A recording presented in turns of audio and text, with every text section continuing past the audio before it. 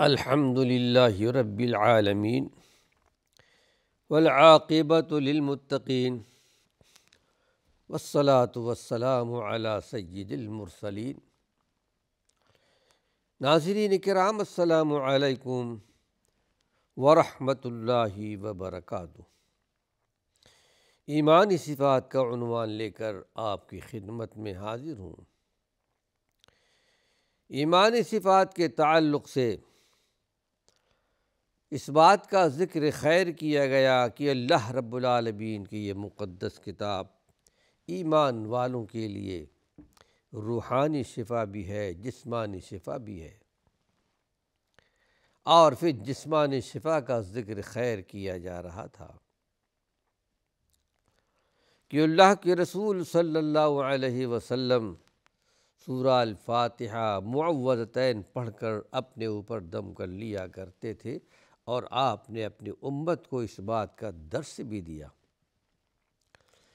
اسی طرح اگر کسی کو جنون ہو، پاگل پنا ہو، مرگی ہو، گر جاتا ہو،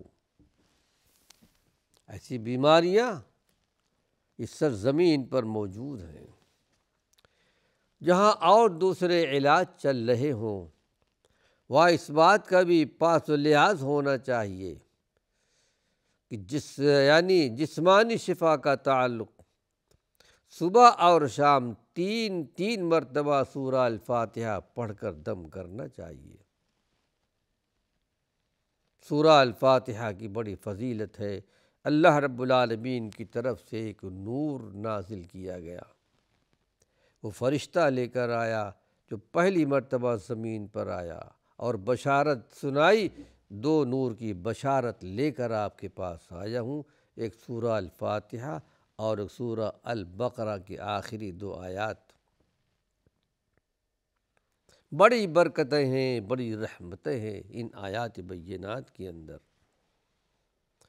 3 مرتبہ سورہ الفاتحہ پڑھ کر دم کرنا چاہیے۔ یہ اللہ کے پیارے پیغمبر محمد صلی اللہ علیہ وسلم کے کلمات طیبہ ہیں۔ آپ سچے، آپ کی باتیں سچی، اور اس میں کوئی شک ایمان والا کر نہیں سکتا۔ پھر یہ کہ اللہ کی یہ مقدس کتاب تمام بیماریوں کا علاج ہے۔ دل کی بیماریوں سے لے کر جتنی بیماریاں اس زمین پر موجود ہیں، تمام بیماریوں کا علاج ہے۔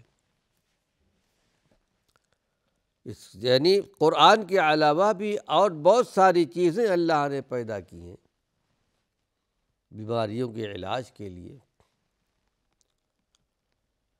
جیسا کہ حدیث شریف میں آتا ہے کہ وہ پروردگار عالم جب کوئی بیماری اتارتا ہے، بیماری نازل کرتا ہے، تو اس کے ساتھ اس کی دوا بھی پیدا کر دیتا ہے۔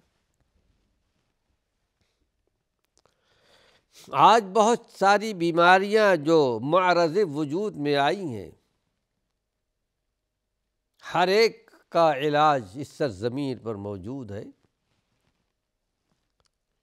مادی علاج قرآن کے علاوہ بھی، کیونکہ اللہ کے رسول صلی اللہ علیہ وسلم نے حکم دیا ہے بیمار ہو جاؤ تو علاج کیا کرو، بلکہ آپ نے ایک اشارہ بھی دیا تھا کہ فلاں مقام پر ایک طبیب ہے، علاج کراؤ تو اس سے کراؤ۔ یہ بالکل جائز ہے اور حلال ہے، اور ہر قسم کی بیماریاں جو اللہ نے پیدا کی ہیں اس کا علاج بھی اللہ نے پیدا کیا ہے۔ یہ بات اور ہے کہ اس کا علاج معلوم نہ ہو سکا ہو۔ بہت ساری بیماریاں ایسی بھی تھیں جس کا علاج پہلے نہیں تھا، اس کا علاج آج معلوم کر لیا گیا ہے۔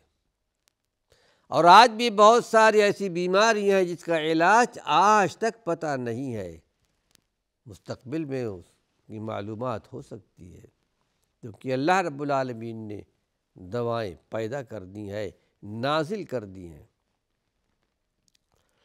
تمام بیماریوں کا علاج سورہ الفاتحہ کے اندر موجود ہے۔ اگر کثرت سے سورہ الفاتحہ کی تلاوت کی جائے تو یقیناً اللہ رب العالمین مریض کو شفا عطا فرمائے گا۔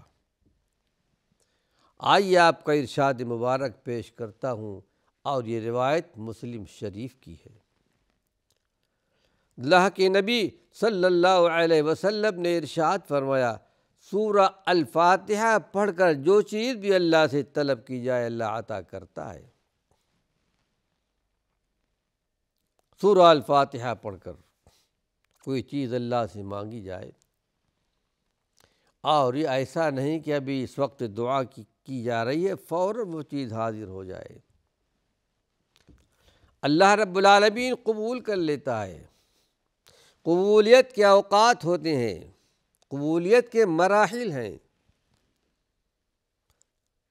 ایسا بھی اللہ رب العالمین کرتا ہے کہ فوراً وہی چیز قبول کر لی جاتی ہے، دعائیں تو قبول ہو جاتی ہیں۔ یا پھر آنے والی کوئی بڑی مصیبت ہوتی ہے، پروردگار عالم اسے ٹال دیتا ہے، ختم کر دیتا ہے۔ یا کہ پھر ان دعاؤں کا مجموعہ جسے اللہ رب العالمین قبول تو کر لیتا ہے لیکن آخرت کے لیے ذخیرہ کر دیتا ہے۔ قیامت کے دن بندہ جب اپنے سامنے نیکیوں کے بڑے بڑے ڈھیر دیکھے گا پہاڑوں کی طرح، اے پروردگار عالم یہ عمل تو میں نے نہیں کیا تھا، کہا جائے گا تم نے جو دعائیں کی تھیں دنیا کے لیے وہاں قبول نہیں کی گئی، اس کا ذخیرہ آخرت کے لیے رکھ دیا گیا۔ یہ وہ نیکیاں ہیں۔ بندہ تمنا کرے گا قیامت کے دن کاش کی دنیا کے اندر میری ایک دعا بھی قبول نہ ہوئی ہوتی، اور آج اس کا ذخیرہ قیامت کے دن آج مجھے حاصل ہوتا۔ اور دعائیں قبول ہو جاتی ہیں۔ آپ سچے، آپ کی باتیں سچی، کہ آپ نے ارشاد فرمایا سورہ الفاتحہ پڑھ کر جو چیز طلب کی جائے اللہ رب العالمین عطا کر دیتا ہے دیر سویر میں۔ صدق دل سے اللہ سے کوئی چیز مانگی جائے، تضرع و زاری کے ساتھ، یقیناً اللہ رب العالمین عطا کر دیتے ہیں۔ یہ روایت مسلم شریف کی ہے۔ پھر سورہ البقرہ کی آخری 2 آیات پڑھ کر یہ حقیقت میں یہ بھی اکثیر ہے۔ اگر آدمی خود بیمار ہے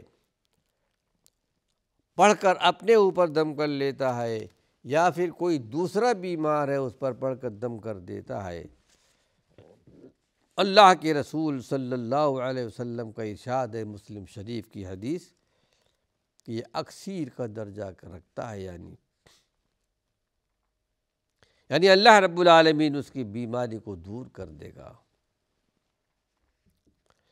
پھر یہ کہ سورہ بقرہ کی آخری 2 آیات پڑھ کر جو چیز بھی اللہ سے طلب کرے پروردگار عالم اسے عطا کر دیتا ہے، سورہ الفاتحہ کی طرح۔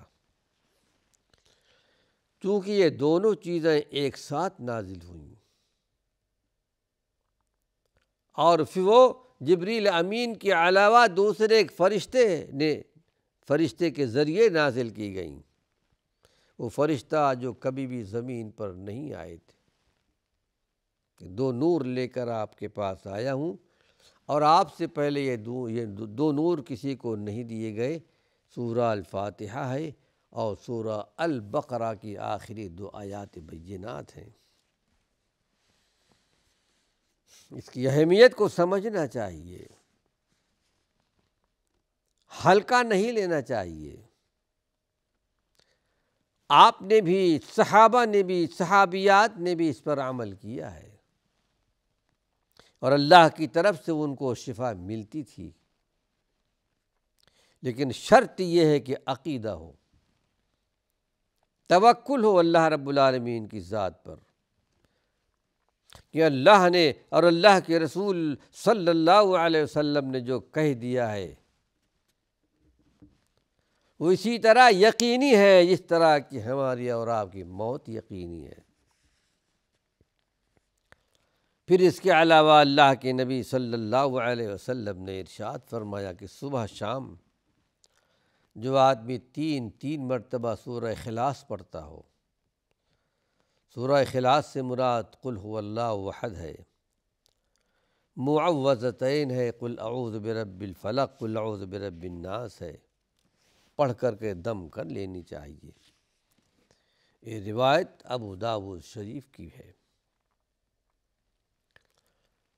یہ جسمانی علاج ہے۔ جسمانی علاج کے تعلق سے جو مادی علاج ہے یقیناً علاج کرنا چاہیے، اللہ کے رسول صلی اللہ علیہ وسلم نے رغبت دلائی ہے،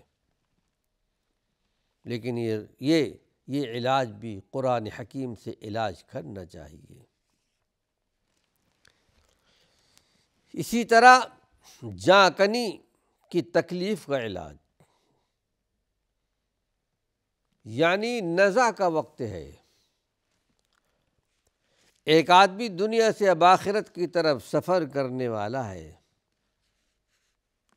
آخرت کی منزل میں سفر کرنے والا ہے، تو جاں کنی کی بھی تکلیف ہوتی ہے۔ اور اللہ کے رسول صلی اللہ علیہ وسلم نے بھی دعا فرمائی تھی،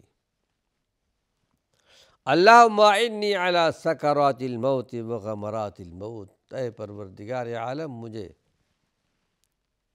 موت کے سختیوں سے بچا لے، موت کی بے ہوشیاں۔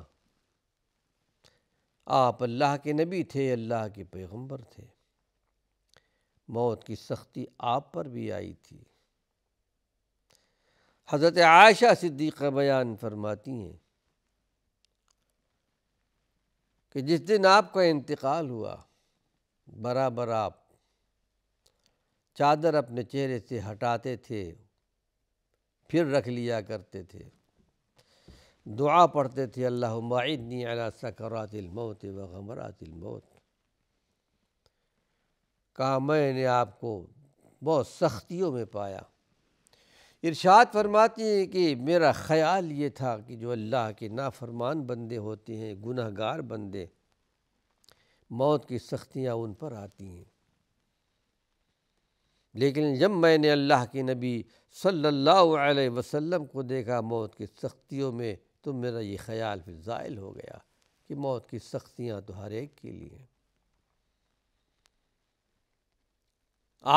جب آپ عائشہ صدیقہ کے ساتھ ٹیک لگا کر کے آپ لیٹے ہوئے تھے یا بیٹھے ہوئے تھے، اس وقت آپ ارشاد فرما رہے تھے کہ موت کے لیے سختیاں ہیں، ان للموت لسکرات، موت کے لیے سختیاں ہیں۔ اللہ رب العالمین ہم سب کو موت کی سختیوں سے محفوظ اور مامون رکھے، اس کی دعا کرنی چاہیے۔ یہ مرحلہ، یہ مقام ہر ایک کے لیے آنا ہے۔ پھر یہ کہ موت کے بعد کے لیے بھی تیاریاں ہونی چاہیے۔ اللہ کے نبی صلی اللہ علیہ وسلم نے ارشاد فرمایا تھا کہ عقل مند آدمی وہ ہے جو موت کے بعد کے لیے تیاریاں کرتا ہے، غفلت نہیں کرتا۔ وہ مرد مومن بہت ہی ہوشیار ہے، چالاک ہے۔ پھر آپ نے ارشاد فرمایا تھا کہ کتنے اللہ کے بندے ایسے بھی ہیں جو برائیاں کرتے رہتے ہیں، نافرمانیاں کرتے رہتے ہیں، اور پھر اللہ پر بھروسہ بھی رکھتے ہیں کہ اللہ معاف کر دے گا۔ یہ ایمان والوں کی شان نہیں ہے۔ آپ نے ارشاد فرمایا الکیس من دان نفسہ، دنیا کا سب سے بڑا ہوشیار چالاک آدمی تو وہ ہے جو اپنے دین کی، ایمان کی حفاظت کرتا ہے، وعامل لما بعد الموت، اور موت کے بعد والی زندگی کے لیے عمل کرتا ہے۔ والعاجز، اور دنیا کا سب سے بڑا بے وقوف نادان وہ آدمی ہے، من اتبع نفسہ ہواہا، جو اپنے نفسانی خواہشات کی پیروی کرتا ہے، جو چاہتا ہے کرتا ہے، حلال حرام کی تمیز نہیں کرتا، جائز ناجائز کی تمیز نہیں کرتا، گناہوں میں ڈوبا ہوا ہے، فکر آخرت اس کے پاس نہیں ہے، نہ اپنی موت کی طرف دیکھتا ہے، نہ قبر کی طرف دیکھتا ہے، نہ آخرت کی طرف دیکھتا ہے، لیکن بتمنا علی اللہ، اللہ پر تمنا کرتا ہے کہ وہ اللہ کی ذات تو غفور الرحیم ہے، معاف کر دے گا۔ اس شیطان کی طرف سے ایک دھوکہ ہے۔ بہرحال اللہ کے رسول صلی اللہ علیہ وسلم پر بھی موت کی سختیاں تھیں۔ حضرت فاطمہ الزہرا آپ کے پاس تشریف لائیں، موت کی سختیوں میں آپ تھے، رو پڑی، آپ کی سختیوں کو دیکھ کر کے رو پڑیں، تو اللہ کے نبی صلی اللہ علیہ وسلم نے تسلی دی کہ بیٹی آج کے بعد سے تمہارے باپ پر کوئی تکلیف نہیں آئے گی، میں دنیا سے جا رہا ہوں۔ پھر اللہ کے رسول صلی اللہ علیہ وسلم نے ان کے کان میں کچھ کہا،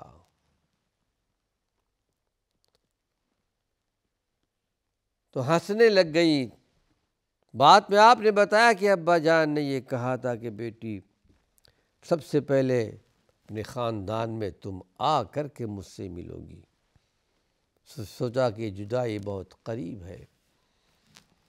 اللہ رب العالمین ہم سب کو موت کے لیے تیاری کی توفیق نصیب فرمائے۔ وآخر دعوانا ان الحمد للہ رب العالمین۔